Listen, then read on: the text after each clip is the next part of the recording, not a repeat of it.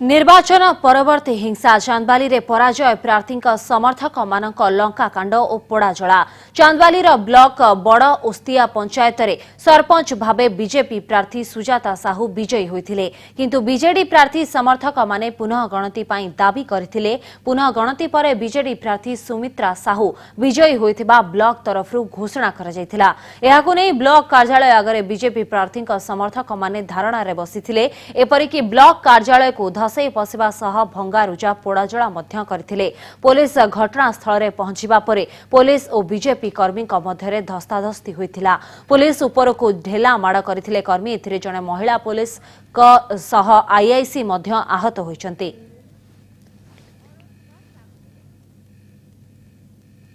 एने अधिक सूचना देबाकू आम सह फोन लाइन रे जोड़ी होइचंती आम प्रतिनिधि अरुण कुमार साहू। अरुण, कौन रहिछि पूरापूरी घटना?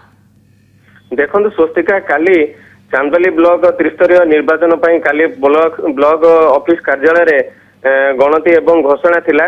जहाँ नहीं कि सकाळु एक प्रकार उत्तेजना लगी रही कारण जो माने निर्वाचित प्रतिनिधि निर्वाचित होइथिले किंतु परवर्ती जतले ब्लॉक कार्यालय रे शुणानी होइथिला से माने केतेक अंश रे हारुथवारु सामूहिक उत्तेजना दिन भरी लगी रही किंतु परवर्ती जतले बड़ओस्तिया पंचायत रे जो सरपंच प्रार्थी जो बीजेपी समर्थित सरपंच प्रार्थी खोला बही चिन्ह से दिन जो दिन इलेक्शन दिन 1247 खंड भोट रे जीति एवं तांकर निकटतम प्रतिद्वंदी जे कि बीजेडी समर्थित प्रार्थी माछ चिन्ह से 1241 भोट रे जीति किंतु जेतले काली ब्लॉक कार्यालय रे पुनः गणति होइतिला जहाँकि सही बूथ रे 57 खंड नाकच भोट बाहरिला परे ब्लॉक कार्यालय तरफ जे खोला बही चिन्ह जे कि बीजेपी समर्थित प्रार्थी ताकू विजय घोषणा करथिले। मात्र तार 5 मिनिट पर बीजेडी समर्थित प्रार्थी जहाँकि समर्थक माने पुनः गणति पई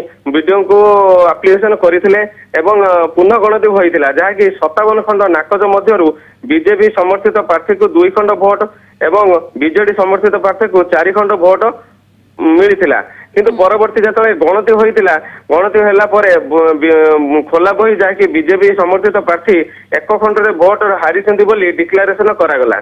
तेणु करी तांको भितर जतले गणति करागला ए जो जीति सेमाने कहबा कथा जे कि आमे 1247 भोट रो जीतिथलु एवं 2टा प्लस पर 1249 हेबा कथा।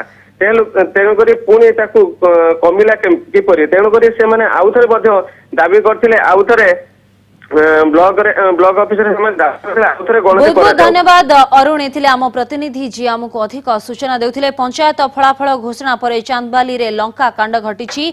ब्लॉक कार्यालय रे पराजय प्रार्थी समर्थक भंगारुजा करछंती।